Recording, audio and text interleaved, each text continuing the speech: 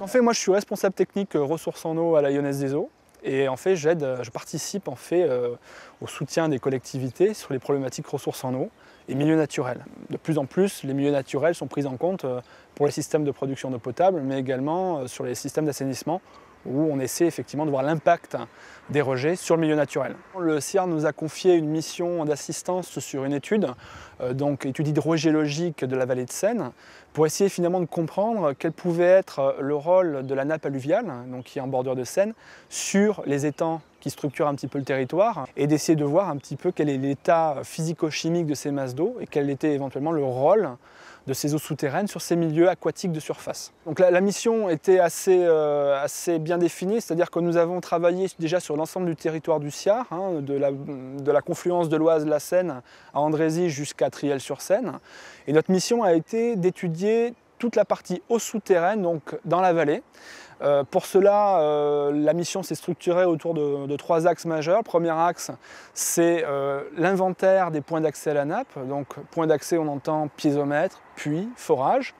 Dans un deuxième temps, on s'est assuré de mesurer le niveau d'eau dans les nappes pour voir finalement comment cette eau circule dans le sol.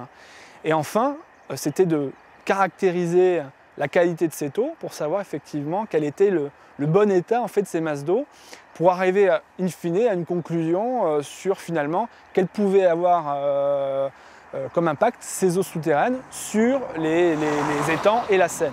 Donc l'idée finalement in fine, c'est de pouvoir définir quel peut être le rôle, l'impact des masses d'eau souterraines sur les milieux aquatiques, donc les étangs qui structurent le territoire, mais également la Seine. Et donc pour ça, effectivement, on a croisé les écoulements, la qualité d'eau de Seine et éventuellement quels pouvaient être les usages de cette eau. La conclusion, c'est que finalement ces eaux souterraines sont d'assez bonne qualité et que l'impact qu'elles ont sur les milieux aquatiques sont assez importants. Ce qu'on peut dire, c'est que ces eaux souterraines alimentent la Seine. Donc on peut estimer aujourd'hui qu'environ sur l'échelle du territoire, 1% de l'eau de Seine qui transite à cet endroit-là est fournie par ces eaux souterraines en local.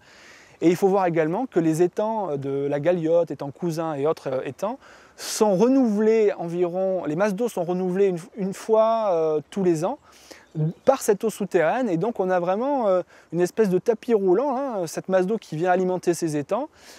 Et donc la qualité de ces étangs dépend de cette qualité d'eau souterraine.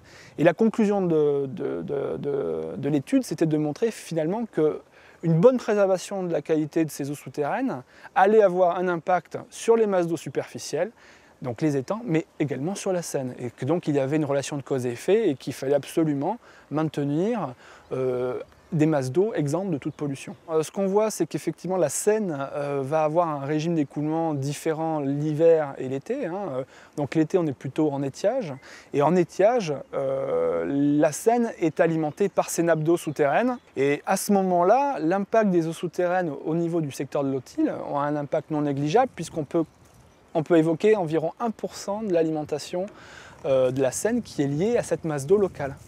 Alors, ce qu'on peut retenir finalement de tout cela, c'est que la Seine, qui est l'élément structurant du syndicat, mais également les étangs qui sont en périphérie, sont des masses d'eau qui sont tributaires des masses d'eau souterraines et que la qualité de ces masses d'eau souterraines va influer fortement la qualité de ces zones qui sont des zones importantes en termes de biodiversité, mais également en termes d'accueil du public, puisque finalement ce sont des lieux privilégiés pour les promeneurs, pour les activités type pêche.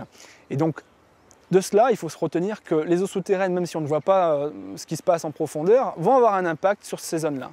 Donc ce que je retiendrai moi d'important pour l'étude, c'est que finalement c'est la prise en compte des eaux souterraines. C'est-à-dire qu'effectivement, on ne peut pas s'affranchir, pour avoir une eau de bonne qualité dans les masses d'eau superficielles, on ne peut pas s'affranchir de la qualité d'eau souterraine.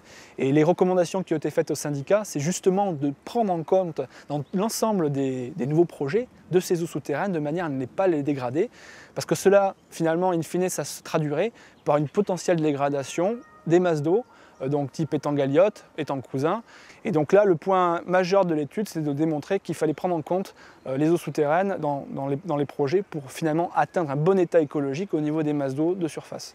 Donc concrètement, au niveau des recommandations qui ont été faites, c'est notamment par exemple lors de l'aménagement de nouvelles zones de construction, de pouvoir faire du rejet d'eau pluviale à la parcelle par exemple. Pour cela, effectivement, il y a eu un certain nombre de recommandations, notamment sur les méthodes de réinfiltration, pour éviter justement de remobiliser d'éventuels terrains qui pourraient éventuellement être suspectés d'être pollués, et donc là de tenir compte de ces zones-là pour réinfiltrer les eaux pluviales.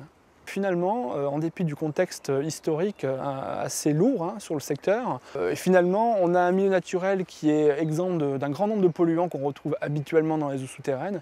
Et donc un des points majeurs de cette étude, c'est de montrer qu'effectivement on était sur des eaux d'assez bonne qualité et que le système naturel avait une capacité d'auto-épuration qui était quand même assez important à l'échelle de la dizaine d'années.